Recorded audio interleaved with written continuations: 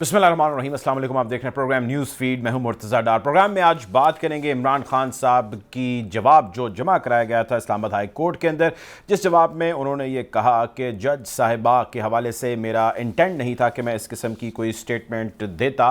उनका कहना यह था कि जो स्टेटमेंट दी गई गैर इरादी तौर पर ये स्टेटमेंट दी गई। इस जवाब को इस्लामाबाद हाई कोर्ट में जमा हो जाने के बाद नेक्स्ट डेफिनेटली जो इस केस के हवाले से हियरिंग होगी उसके हवाले से रिमार्क्स जो है वो फॉरवर्ड किए जाएंगे। मुमकिन तौर पर हो सकता है उनको माफ़ी का कहा जाए। कुछ लोग कह रहे हैं कि जी इसको एक्सेप्ट कर लिया जाएगा और इस केस को डिसमिस भी किया जा सकता है। आज एक तो हम इसको डिस्कस करेंगे और ये भी जानने की कोशिश करेंगे कि पाकिस्तान तहरीक इंसाफ के चेयरमैन की जो अभी इस मौजूदा सियासत उनकी जारी है जलसे जुलूसों के अंदर अदलिया और अफवाज पाकिस्तान के हवाले, उनके सरबराह के हवाले से जो बयानात सामने आ रहे हैं, जिसकी उन्होंने एक तशरीह भी की है, जिसके ऊपर ISPR का भी एक रिस्पॉन्स आया है। ये सारी जो सियासत है ये किस किस्म की सियासत है जो जारी है, और इस हवाले से उन्होंने एक जो आर्मी चीफ के हवाले से तकर्री के हवाले से पेशावर जलसे के अंदर वजाहत दी वो, और आज जो अदलिया के हवाले से जो कंटेम्प्ट उन पर चार्ज लगा उसमें जो वजाहत दी वो, इन दोनों को हमारे माहिरीन जो है वो किस निगाह से देखते हैं। आज 7 तारीख़ है सितंबर की और ये दिन जो है वो याद रखा जाता है अफवाज पाकिस्तान के साथ साथ पाक फ़िज़ाइया की खिदमात के हवाले से भी। सो पाकिस्तान एयर फोर्सेस जो है वो कितनी मुस्तनद हैं, और इस दिन की अहमियत के हवाले से आज भी हम बातचीत करेंगे और ये जानने की कोशिश करेंगे कि हमारी पाक फ़िज़ाइया किस हद तक तैयार है किसी भी नाखुशगवार वाक़े से निपटने के लिए। गुफ्तगू का बाकायदा आगाज़ करते हैं। प्रोग्राम में मुझे ज्वाइन कर रहे हैं आरिफ चौधरी साहब, an expert on law. Welcome to the show Chaudhary साहब। सर, आगाज़ मैं इस नुक्ते से करना चाहूँगा जो आज इमरान खान साहब ने जवाब जमा कराया, जिसमें उन्होंने इज़हार अफसोस जो है उसका जिक्र किया और उन्होंने कहा मेरे अल्फाज गैर इरादी तौर पर मुँह से निकले, मेरा जज साहिबा के जज्बात को मजरूह करने का मकसद नहीं था। How do you see this response, और आपको क्या लगता है कि मुमकिन तौर पर क्या कार्रवाई हो सकती है नेक्स्ट हियरिंग पे इस हवाले से? बहुत शुक्रिया। पहली बात तो यह है कि जमहूरी निज़ाम और इजहार राय की आज़ादी जी ये बहुत लाज़िम व मलज़ूम है। इन दोनों को अलग-अलग नहीं किया जा सकता। अदालतें जो है उनका एहतराम पूरी दुनिया में होता है, लेकिन अदालतों के फैसलों पर तनकीद होती है और बाज़ औक़ात ऐसी तनकीद भी होती है जो लोग उससे परेशान होते हैं उन फैसलों से। वो फौरी तौर पर बरबला बाज़ जुमले ऐसे निकालते हैं और बाज़ रिएक्शन ऐसे देते हैं जो मुनासिब नहीं होते। लेकिन दुनिया भर की अदालतें जमहूरी निज़ाम में जो काम करने वाली हैं वो इन चीज़ों की तरफ ज़रा नरमी से देखती है और उनका रवैया, मैं उसकी एक मिसाल आपको अमेरिका की सुप्रीम कोर्ट की दूंगा कि जहां एक ऐसा वाकया, झंडे को जलाने वाला वाकया, अमेरिकन झंडे को, कौमी परचम को इन्होंने आग लगा दी, उन लोगों के खिलाफ एक अदालत ने सजाए मौत सुनाई। लेकिन सुप्रीम कोर्ट के पास जब मामला आया तो उन्होंने सारे मामले को देखने के बाद ये फैसला किया कि ये शख्स जो था जिसने ये झंडे को जलाया है, बुनियादी तौर पर इतना ज्यादा स्टेट के हाथों परेशान हो चुका था कि इसने एहतजाज के तौर पर ये किया है। इसका मकसद कौमी परचम की तजलील या तौहीन करना नहीं था, बल्कि ये अपने गुस्से का इजहार इस अंदाज में कर रहा था, तो कोर्ट्स ने उसे छोड़ दिया। तो पाकिस्तान के अंदर ये मामला कुछ और अंदाज से चल रहा है। मैं आपको अर्ज करूं लेकिन कि सर, वो अब ये जो रहा जिस है शख्स की आपने मिसाल दी कि है वो तो डेफिनेटली ज़ाहिर है एक आम शहरी था ना। अब हम जिनका जिक्र कर रहे हैं ज़ाहिर है वो फॉर्मर प्राइम मिनिस्टर हैं, लार्जेस्ट पॉलिटिकल पार्टी अगर हम कहें तो गलत नहीं होगा, उसके चेयरमैन भी हैं, तो उन पर बहुत सारी जिम्मेदारियां आयद भी होती हैं। लोग उनको देखते हैं, उनके फॉलोअर हैं, उनके सपोर्टर हैं। आई मीन उनको एक प्रेसिडेंट सेट करने वाला भी तसव्वुर किया जाए उनके पार्टी या उनके फॉलोअर्स के नज़दीक तो गलत नहीं होगा। तो आपके ख्याल से उन पर कोई बहुत ज़्यादा जिम्मेदारी आयद होनी चाहिए या नहीं होनी चाहिए? रिस्पॉन्सिबिलिटी साथ साथ चलनी चाहिए उनकी सियासत की कि नहीं? मैं समझता हूँ कि हर सियासतदान के ऊपर ये जिम्मेदारी है और हर शख्स कि वो कभी भी बात अदलिया के मामले में एहतियात के बगैर ना करे, और वो तो और भी ज्यादा जिम्मेदारी है। अब मामला जरा थोड़ा सा देखना क्या है कि दोनों तरफ से इंतहा की कोशिश की जा रही है। इसको एक तरफ वो लोग जो इमरान खान का मुकाबला मैदान में नहीं कर सकते उसकी पॉपुलैरिटी का, उन्होंने तवक्कुआत इदारों से लगा रही हैं कि जनाब, आज मैं बल्कि एक का स्टेटमेंट पढ़ रहा था, देख रहा था मुस्लिम लीग नून के रहनुमा का जो वजीर भी हैं, कि जनाब इमरान खान डट गए हैं तो आप लोग भी डट जाएं, इदारे भी डट जाएं। यानी मतलब अब वो जो कुछ कराना चाहते हैं वो लोगों के जरिए तो वो हिसाब चुकता नहीं कर सकते, वो कोशिश कर रहे हैं अदालतों के जरिए हो। इमरान खान की हद तक ये बात दुरुस्त नहीं थी कि उन्हें पब्लिकली ये इस तरह की बयान, और शायद मेरे ख्याल लोगों ने उन्हें बताया भी ना हो, समझाया भी ना हो, और अगर ना भी समझाया तो उन्हें खुद पता होना चाहिए क्योंकि प्राइम मिनिस्टर तो आखिरी सीढ़ी है ना जी, उसके बाद तो कोई बात रह नहीं जाती। ठीक। लेकिन अब मामला यह है कि जहां तक ये अदालत है, हमारी इस्लामाबाद हाई कोर्ट है, इसका रवैया अब तक जो मैंने देखा है वो काफी ज्यादा लार्ज हार्टेड है। यानी मैंने चीफ जस्टिस साहब को भी देखा, उन्होंने भी इन मामलात में उनके बल्कि रिमार्क भी देखे, तो उन्होंने कहा जी कि हमें कोई फर्क नहीं पड़ता इस तरह की गुफ्तगुओं से, और असल में जो चीजें उन्हें ज्यादा परेशान करती हैं और जिस वजह से ये नोटिस भी दिया गया, वो बुनियादी तौर पर जो झैली अदलिया है, उन मातहत अदलिया, उसका तहफ़्फ़ुज़ मकसूद है कि लोग करेक्ट। इस हद तक आगे ना बढ़ जाए कि अदालतों के जाहिर है। ऊपर चढ़ दौड़े और अदालतों के ऊपर तनकीद, क्योंकि इसमें सिर्फ ठीक है। खातून वाली बात नहीं है, उनका एहतराम डेफिनेटली उनका जी, नाम डेफिनेटली। लेकर ज़ेबा चौधरी साहबा का किया गया बतौर जज के। उनकी अथॉरिटी जो है, मेरे नज़दीक सिविल जज जो है, उसकी अथॉरिटी भी उसी तरह तस्लीम की जानी चाहिए जिस तरह सुप्रीम कोर्ट ऑफ पाकिस्तान की अथॉरिटी है, सुप्रीम कोर्ट की क्योंकि अथॉरिटी वो है। उस निज़ाम अदल का बुनियादी हिस्सा है। बिल्कुल तो जी, और इस वहीं से वजह ज़ाहिर है से बहुत सारे उन्होंने केसेस लीड अपनी करते हैं और आगे अदलिया तक के जाते हैं। और तहफ़्फ़ुज़ के लिए नोटिस दिया है। बिल्कुल ठीक है, आप मेरे साथ और रहिएगा, मुझे नहीं आप मेरे लगता, साथ रहे। मैं कुछ और ओपिनियन भी आपसे लेने कुछ चीज़ों के हवाले से, आप मेरे साथ रहिएगा। अमजद अली नियाज़ी साहब हमें ज्वाइन कर रहे हैं, पाकिस्तान तहरीक इंसाफ के सीनियर रहनुमा है। Welcome to the show Niazi साहब, इमरान खान साहब ने भी रिसेंटली जलसा किया, आप जानते हैं, और उसके अंदर उन्होंने जिक्र किया, पेशावर जलसे में जिक्र किया उन्होंने कि PDM वाले जो हैं, यानी जो मेरे ओपोनेंट हैं, वो प्लान कर रहे हैं और उस प्लान का हिस्सा ये है कि इमरान खान साहब या उनकी जमात के ऊपर ये चीज़ बावर कराई जाए। इल्ज़ामात तो वो लगा रहे हैं और कोशिश कर रहे हैं कि किसी तरह उनका तसादुम कराया जाए रियासती इदारों के साथ। अब सवाल मेरा ये है कि जो स्टेटमेंट उन्होंने दी, जिसमें उनके ऊपर कंटेम्प्ट और दहशतगर्दी के केसेस बने, फिर उसके बाद अभी जो उन्होंने जवाब जमा कराया, फिर आर्मी चीफ साहब की तकर्री का मामला आ गया, इसमें PDM का रोल कहाँ से शुरू होता है, कहाँ पे ख़त्म होता है? स्टेटमेंट्स तो इमरान खान साहब दे रहे हैं। बिस्मिल्लाहिर्रहमानिर्रहीम। पहली बात तो ये है कि खान साहब ने कोई ऐसा स्टेटमेंट नहीं दिया जिससे इदारे कमज़ोर हों, बल्कि उनकी जो भी स्टेटमेंट है उसने खान साहब ने पाकिस्तान की सालमियत की बात की है, पाकिस्तान के अंदर रूल ऑफ लॉ की बात की है। अगर तनकीद किसी को नज़र भी आती है तो वो तनकीद बराए तामीर है, वो पाकिस्तान के अंदर जो इदारे हैं उनकी मजबूती की है। इसमें कोई ये नहीं है कि हमने इदारों को मिलायन करना है या इदारों के ऊपर अटैक करना है, बल्कि इदारों को बेहतरी की तरफ लेके आना है। देखिए, ये पाकिस्तान के इदारे हमारे हैं, हम पाकिस्तानी हैं। अल्लाह माफ करे कि हम कोई बाहर के तो नहीं है ना, इधर पाकिस्तान के ही हैं। हम समझते हैं कि पाकिस्तान के वजूद के साथ हम सब का वजूद है, इसमें तो कोई दूसरी राय नहीं है। तो अब इसको जो PDM है ना, चूंकि वो ग्राउंड पे तो फारिग है, अब उनको एक ही जो है उनका जो मौक़िफ़ है कि किसी तरीके के साथ जो है ना, वो अपना हर रोज आप देखें कि टोटल मीडिया पे जो है वो कोई बात हो ना हो तो उसके जब वो ढोलकी पे जनाब वो उठा के पूरे पाकिस्तान में लेके फिरते। लेकिन काश के वो पब्लिक से जाके पूछते ना, तो वो पब्लिक इनको बताती कि आप जितना गंद कर चुके हैं और जितने आपने इदारों के ऊपर गंद डालने की, इन्होंने प्रैक्टिकल गंद डालने की कोशिश किया है। खान साहब ने कभी ये काम नहीं किया। खान साहब ने हमेशा इदारों को, मतलब जैसे कि उन्होंने कहा कि पाकिस्तान की फौज मेरी फौज है और पाकिस्तान भी मेरा है, तो इसमें कोई मतलब उन्होंने कैसे ऐसे, और उसको लेके उन्होंने कैसे मतलब ड्रामे करते रहे, बातें करते रहे, लेकिन उससे हासिल वसूल क्या हुआ? कुछ भी नहीं हुआ।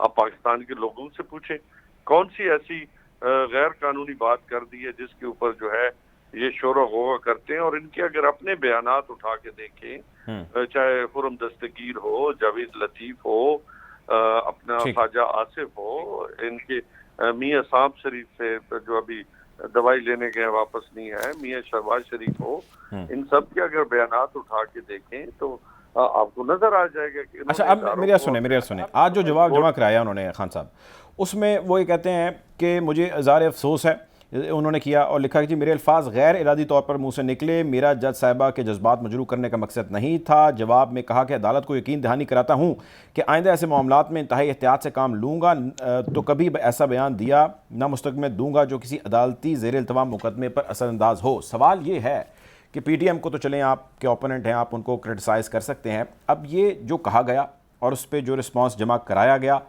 बहुत सारी रिस्पॉन्सिबिलिटी आप ही की जमात के सपोर्टर्स वोटर्स जो है वो इमरान खान साहब से एक्सपेक्ट करते हैं और वो एज्यूम करते हैं कि वो मज़ीद ज़िम्मेदाराना सियासत जारी रखेंगे जिस तरह उन्होंने माजी के अंदर रखी। तो जब ऐसे बयान देंगे और उसके बाद ऐसे जवाब जमा कराएंगे तो ज़ाहिर है आपके जो वोटर्स हैं वो भी इसको बहुत ज़्यादा सारे पसंद तो नहीं करेंगे, मुमकिन है कुछ पसंद करें। तो आपके ख्याल से कि जारहाना अंदाज से बेहतर नहीं है कि आपने जो भी बात कहनी हो आप उसको एक तरीके से और एक राइट वेन्यू के ऊपर कह सकें?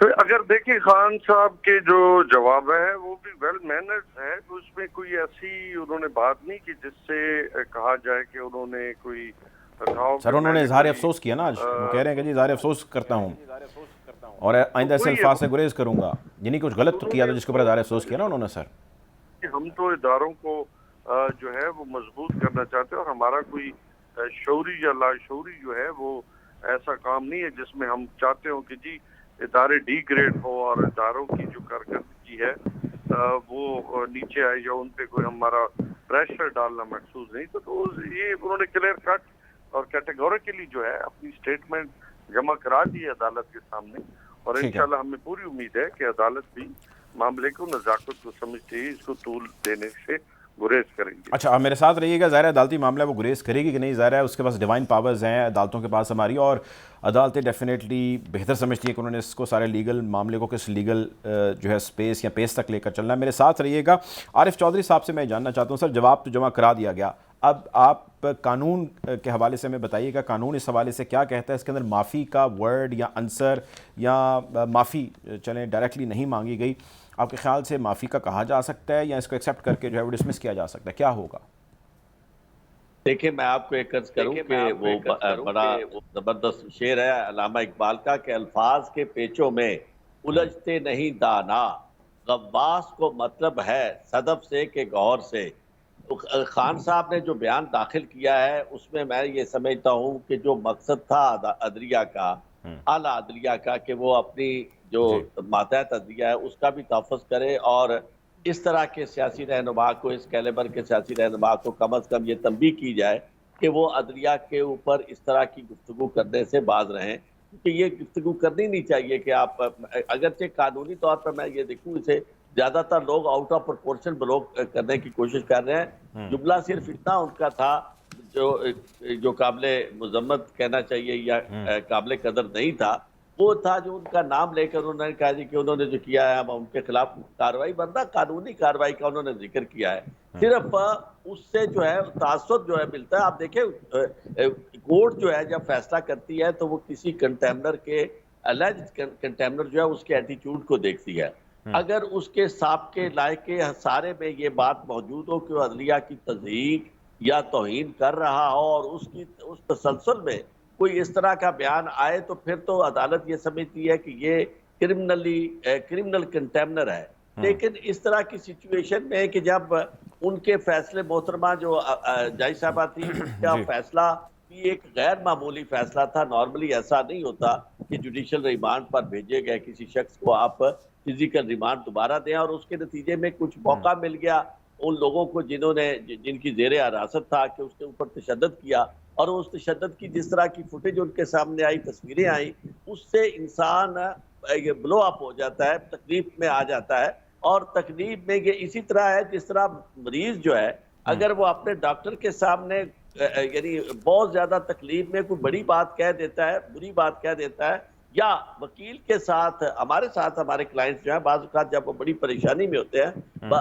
ऐसी बात कह देते हैं, तो वो उसमें अदालतें तो सबका भाई बाप है, वो उनका हौसला भी ज्यादा है और वो इस सारी सूरत हाल को समझ रहे हैं। और मैं बिल्कुल मुतमिन हूँ, चूंकि मैंने कल देखा केस एक अदालत के जज साहब जो अभी तौहीन अदालत की इसके कार्रवाई का हिस्सा है, यानी उसमें बैठे हैं, उनके सामने एक पिटीशन आई थी पीटीआई के एक लीडर के खिलाफ और उस पर भी कोई यानी वो सलीम साहब थे जो तौहीन अदालत की कार्रवाई चाहते थे वो, लेकिन उनके जो कमेंट्स थे उन्होंने वो पिटीशन डिसमिस भी की फवाद चौधरी के खिलाफ, और साथ उन्होंने ये कहा कि जी बात यह है कि सियासतदान जो है जब हम फैसले करते हैं तो सियासतदान तबसरे करते रहते हैं, हमें इससे फर्क नहीं पड़ता, और अगर हम इस काम पे लग गए कि जी किसी सियासतदान ने कौन सा तबसरा किया, क्या बात की है, तो इसके बाद तो हमारे पास कोई और काम रहेगा ही नहीं।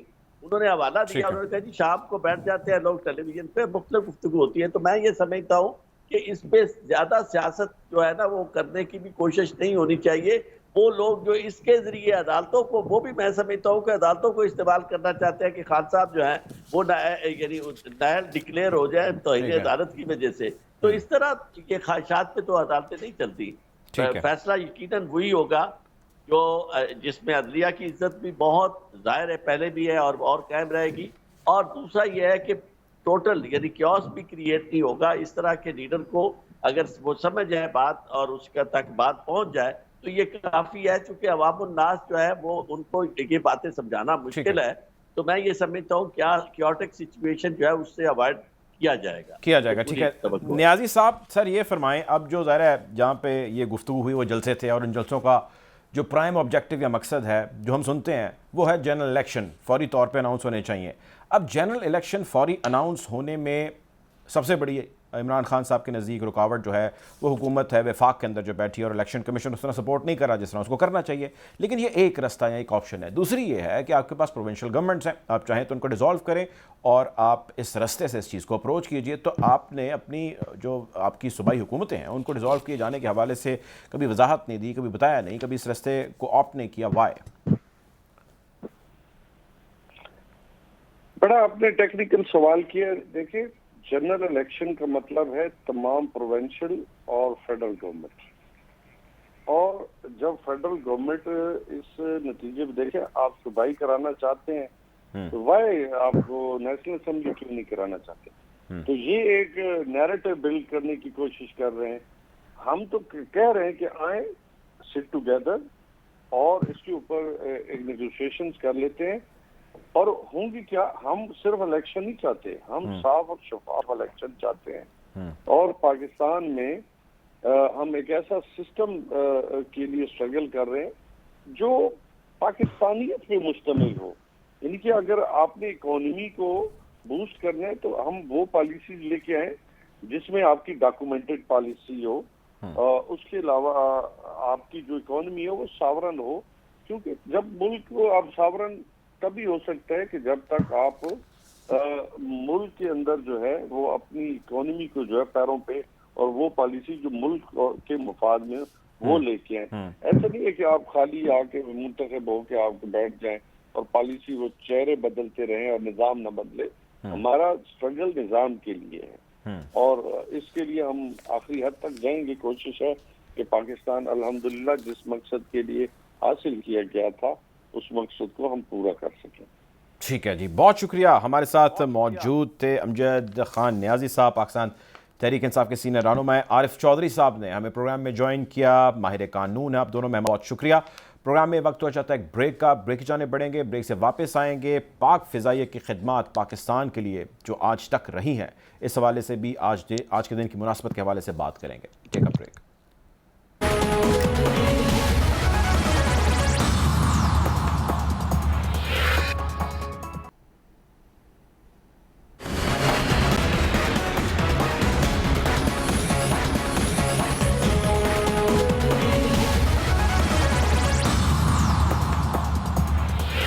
Welcome back after the break. Programme में हमारा आज का दूसरा मौजू जो है वो 7 सितंबर के हवाले से है। 7 सितंबर पाकिस्तान की तारीख के अंदर जो है बड़ी अहमियत का हामिल है। यौम फ़िज़ाइया के तौर पे इस दिन को जो है वो मनाया जाता है। अफवाज पाकिस्तान की खिदमत, हमारी जो नेवी है उसकी खिदमत एक तरफ, वहीं उसी असना में हमारी फ़िज़ाइया की जो खिदमत हैं उसको हमेशा सुनहरे हरूफ के अंदर याद रखा जा रहा है और याद रखा जाता रहेगा। 1965 का मार्का और उसमें पाकिस्तान की फतूहात और उसमें फ़िज़ाइया का किरदार, आज इस सेगमेंट में हम बात करेंगे। इसी हवाले से प्रोग्राम में हमें ज्वाइन कर रहे हैं मोहम्मद अज़मान अली साहब। मोहम्मद अज़मान फ़्लाइंग ऑफिसर हैं। Welcome to the show Mohammad Azman sahab. सबसे पहले तो मैं चाहता हूं कि आप हमारे नाजरीन को थोड़ा सा अगर बता सकें कि जब कभी भी आप या आपके कॉलीग्स, आपके साथी, आपके सीनियर, आपके जूनियर ट्रेनिंग हासिल करते हैं और उस ट्रेनिंग में बहुत सारे मराहिल हैं जिससे आप लोग गुजरते हैं, तो बहुत सारी ड्राइविंग फोर्सेस होती हैं जो आपके जहनों में होती हैं या आपके जज्बात से जुड़ी होती हैं। आज का दिन उसमें कितना अहम रोल प्ले करता है? जी अस्सलाम वालेकुम। वालेकुम अस्सलाम। इनिशियली तो जैसा कि आप जानते हैं कि जो इनिशियल ट्रेनिंग है पाकिस्तान एयरफोर्स की, इट इज़ रियली विगरस, और मैं ये कहूँगा कि without passion and love for the nation आप you can not survive and persevere. तो हमारे जो पास्ट हीरोज़ हैं, उनकी जो कुर्बानियाँ हैं, उनकी जो लेगेसी है and the professionalism that they have displayed, जब भी मार्का आराई हुई दुश्मन के खिलाफ, तो it plays a very important and pivotal role. मैं कहना चाहूँगा कि in our training, and it gives us intrinsic motivation के which drives us basically forward, and we try to achieve the feats that our predecessors have already achieved. ठीक है, अच्छा ये मुझे बताइएगा कि अब अजमान साहब, थोड़ा मैं चाहता हूँ कि हमारे आप नाजरीन को भी समझा सकें, बता सकें। बहुत सारे लोग जो है इस हवाले से जानना भी चाहते हैं कि जो हमारी स्ट्रेंथ है हमारी एयरफोर्स की, स्पेशली हमारे पास जो एयरक्राफ्ट्स हैं, उसके हवाले से थोड़ा बता सकें कि स्टेट ऑफ द आर्ट का तो हमने सुना है, जिस तरह JF-17 थंडर है, बहुत सारी चाइना के कोलैबोरेशन के साथ उसकी प्रोडक्शन हम यहाँ पे भी कर रहे हैं, कुछ की असेंबलिंग यहाँ पर हो रही है। सो हमारा जो आर्सनल है वो कितना बड़ा है और वो कितना तगड़ा है? इनिशियली तो स्टेट ऑफ द आर्ट की जैसे आपने बात की, तो technology plays a very important role in modern warfare, because it is basically an era of cyber warfare. Correct. So technology plays a very important and pivotal role when it comes to warfare. हमारा जहाँ तक arsenal है, तो we have state of the art aircrafts which have different roles in their operational capability. जिस तरह कि आपने कहा JF-17 aircraft, it is an autonomous built जो Pakistan in collaboration with China has built. It has state of the art avionics equipment, state of the art weaponry, air to ground, air to air roles as well. We have F-16s as well, which have very advanced avionics, and we have recently added J-10Cs from China in our squad as well. तो बहुत ही अल्हम्दुलिल्लाह तगड़ा, जिस तरह कि आपने कहा, हमारा जो आर्सनल है warfare in terms of aircraft. But we believe that with these aircrafts, human resource development भी उसी तरह ज़रूरी है, and it is the man behind the gun who actually matters.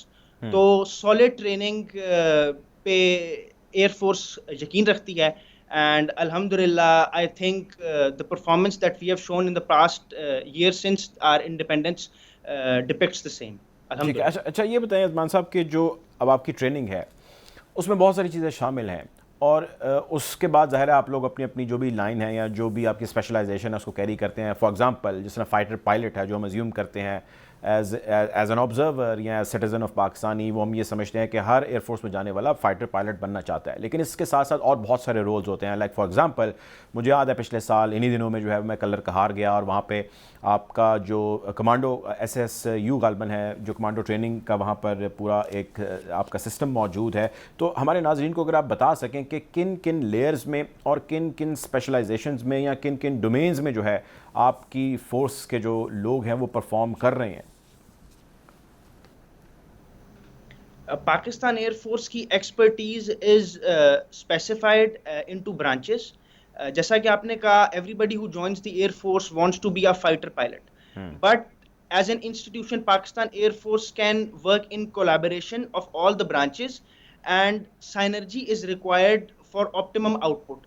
तो जैसा कि आपने कहा, फाइटर पायलट्स भी हैं हमारे पास, ट्रांसपोर्ट विंग पायलट्स हैं, उसके बाद इंजीनियर्स हैं, एडमिनिस्ट्रेटर्स हैं, लॉजिस्टिक्स को मैनेज करते हैं, एयर डिफेंस कंट्रोलर्स हैं.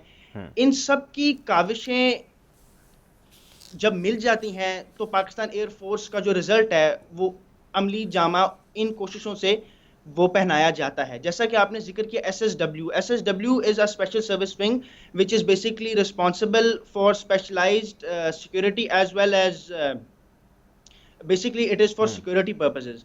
तो जितने भी lodger units with the fighter units या ऑपरेशन यूनिट्स हैं, तो इन सब का ठीक तरीके से काम करना, इन सब की चैनलाइज सपोर्ट ही एक फाइटर विंग की ऑपरेशनल कैपेबिलिटी को इन्हांस करती है। और in case of war time situations, इन सारे विंग्स की और जितने भी ऑफिसर्स हैं हर किस्म की ब्रांच के, उन सब का प्रोफेशनलिज्म, उन सब की कोशिश काविश ही मिल के वो आउटपुट जनरेट करते हैं which is actually required in war time scenarios. ठीक है। अच्छा, अब जब कभी भी हम जिक्र करते हैं, खुसूसन ये पिछले 2-3 साल से एयरफोर्स के हवाले से या कोई भी बात होती है, तो 27 फरवरी का दिन जो है वो हमेशा हाईलाइट भी हो जाता है, उसको याद भी किया जाता है। और वो एक ऐसा मतलब पाकिस्तान फोर्सेस जो एयरफोर्स है हमारी, उसके ऊपर एक ज़बरदस्त किस्म का क्रेडिट है कि जिसकी मिसाल पूरी दुनिया के अंदर दी जाती है कि एक इस किस्म का रिस्पांस, इतना क्विक रिस्पांस, इतना शार्प रिस्पांस, इतना टू द पॉइंट और इतना स्विफ्ट रिस्पांस। आई मीन अगर तो हमारे नाजरीन के लिए आप ज़रा थोड़ा सा रिवाइंड कर सकें और रिकॉल कर सकें कि उस दिन how did you guys manage and how did you guys responded and what kind of reaction you guys received on the ground. आप उसका पार्ट थे या नहीं थे, लेकिन जो आपके कॉलीग्स थे, व्हाट वाज दैट? जी बिल्कुल, actually we have trained all our lives to perform on this day. सबसे पहले तो मैं कहूँगा कि अल्लाह ताला की मेहरबानी है इस मुल्क को कौम पर, कि जो भी इस मुल्क को कौम पर मैली निगाह से देखता है उसको एक मुंह तोड़ जवाब देता है, and pride hath a fall. तो अल्हम्दुलिल्लाह we performed on that day with a very swift response. जैसा कि our policy is we will retaliate in case of any act of malice which is depicted from any enemy from any side of the border. So alhamdulillah we responded very swiftly on the time of our own choosing, and alhamdulillah the results are in front of you. मैं ज़ाती तौर पे I was not a part of an operational wing at that time, I was under training, but my colleagues, my seniors, जिस तरह के वो मुझे बताते हैं और मंजर कशी करते हैं 27 फरवरी के उस दिन की, तो जोशो जज्बा और जिस वलवले के साथ हम लोगों ने हवा में परफॉर्म किया, अल्हम्दुलिल्लाह हमारे सारे पायलट्स, हमारा सारा क्रू, हम अल्लाह ताला के शुक्रगुजार हैं, उनके सामने सर बसजूद हैं, एंड ऑन ग्राउंड रिस्पांस भी बहुत पॉजिटिव था। जिस तरह के आपको पता है और हमने पहले भी डिस्कस किया है, ऑल लॉजिक यूनिट्स सबकी काविशों से, engineering wing, logistics wings, administrative wing, इन सब की साइनर्जी से we were able to perform. तो it was a victory for all of us and everybody took it to heart. हर बंदे को लगा कि आज हम जीते हैं पाकिस्तान के लिए, आज हमने पाकिस्तान का नाम सुरखरू किया है, and that was basically the situation at that time. ठीक है। अच्छा, ये बताएं अजमान साहब कि आपने भी थोड़ी देर पहले जिक्र किया था कि अब जो जंग हो रही है या जो लड़ाई होती है वो कन्वेंशनल वॉर तो है ही, लेकिन उसके साथ साथ टेक्नोलॉजिकल वॉर भी है। और इस टेक्नोलॉजी के अंदर जब भी हम जिक्र करते हैं फ़िज़ाइया का, किसी भी मुल्क की हो, तो उसमें दो चीज़ें बड़ी प्रोमिनेंट हैं या बड़ी हाईलाइट होती हैं, जो खैर इंटरनेशनल पैराए में तो बहुत ज़्यादा चल रही हैं। One is drone and the other is air defence system. कहीं पे आयरन डोम लगा हुआ है, इसका जिक्र बहुत किया जाता है। तो हमारे यहाँ जो हमारा ड्रोन सिस्टम है और हमारे यहाँ जो एयर डिफेंस सिस्टम है, ये दोनों किस जो है वो भी स्टेटस पर हैं या इसका स्केल क्या है? Where do we stand in this? जैसा कि आपने कहा है, cyber warfare and it is an era in which technology dependent warfare है। तो आप बिल्कुल ठीक कह रही हैं, हमारे technological advancements in case of air defence, जिससे आपने जिक्र किया एयर डोम, तो एयर डिफेंस रेडार्स हमने एडिशनल लोकेशंस पर इक्विप किए हैं, उनको मैन पावर दी गई है, जो हमारे ऑफिसर्स हैं एयर डिफेंस कंट्रोलर्स, उनको बहुत क्रिटिकल किस्म की ट्रेनिंग दी गई है, और ऑपरेशनल मिशंस में जो कंट्रोलर्स हमारे उस वक्त हमारे पायलट्स के साथ उनकी आंखों और उनकी कानों का रोल प्ले कर रहे होते हैं, तो उनकी ट्रेनिंग पर भी बहुत जोर है। अल्हम्दुलिल्लाह पाकिस्तान एयरफोर्स में we have added a lot of radars on additional radar sites in the north, in the south as well. और जहाँ तक बात है ड्रोन्स की, तो अल्हम्दुलिल्लाह our own avionics industries is trying to develop new technology in terms of drones. We are importing new drones from international markets as well, जिसमें Turkey हो गया, चाइना हो गया, which are equipped with state-of-the-art cameras, which are equipped with lasers which can support weapons of actual fighter aircrafts. तो अल्हम्दुलिल्लाह technologically also हमारे commanders की और हमारे फ्लीट की आंखें खुली हैं. We are scanning the market for better equipment so that we can well equip our air force for the warfare which lies ahead. ठीक है। अच्छा ये बताइएगा नज़मान साहब कि अब टेक्निकल चीज़ें ज़्यादा है, लेकिन हमारे नाजरीन की क्लैरिटी के लिए आप थोड़ा समझा दीजिए, जो फाइटर पायलट्स हैं उसमें डे फ्लाइंग करना या day warfare is way different than the night warfare, यानी कि रात के वक्त जो उड़ान भरना और जो वॉरफेयर के लिए तैयार होना है, जो मैंने समझा और जो ग्राउंड पर जाकर देखा, उसके ऑप्टिक्स, उसके डायनामिक्स, उसकी training, everything is different. How they are different और उसमें आपको किन किन मराहिल से गुजरना पड़ता है, अगर मैं स्पेसिफिकली नाइट फाइटिंग की बात करूं तो? देखें, when it comes to a fighter pilots approach, तो flying in the day is really different then flying in the night in terms of the general visibility. A pilot takes his orientation, अगर मैं आपको सादा अल्फाज में समझाऊं, कि एक पायलट 3 डायमेंशनल मनूवरिंग कैपेबल एयरक्राफ्ट को लेके हवा में जाता है. इन द डे टाइम उसके पास विजुअल रेफरेंस होते हैं, उसको बाहर देखने पर ज़मीन और आसमान नजर आता है, उनको डिफरेंशिएट और डिसाइफर करने की उसमें सकत और कैपेबिलिटी होती है. ये capability basically in the night is taken away from the pilot and he has to focus more on the instruments that the aircraft is equipped with. तो इस लिहाज से उसकी ट्रेनिंग भी बहुत मुख्तलिफ होती है. इस लिहाज से the equipment required to fight a war in the night is also very different. जहाँ तक ऑपरेशनल मिशंस की बात करें तो identifying a target, identifying enemy aircrafts, keeping visual with own friendly forces. तो इन सब कॉम्प्लिकेशंस को जब आप सम अप करते हैं तो नाइट ट्रेनिंग इस लिहाज से is more tough as compare to day training, and night operational missions are even tougher. तो ठीक है, इस लिहाज से अल्हम्दुलिल्लाह वी मतलब पीरियोडिक ट्रेनिंग होती है हमारे पायलट्स की, एंड वी आर अल्हम्दुलिल्लाह well prepared to fight a war in the day as well as in the night.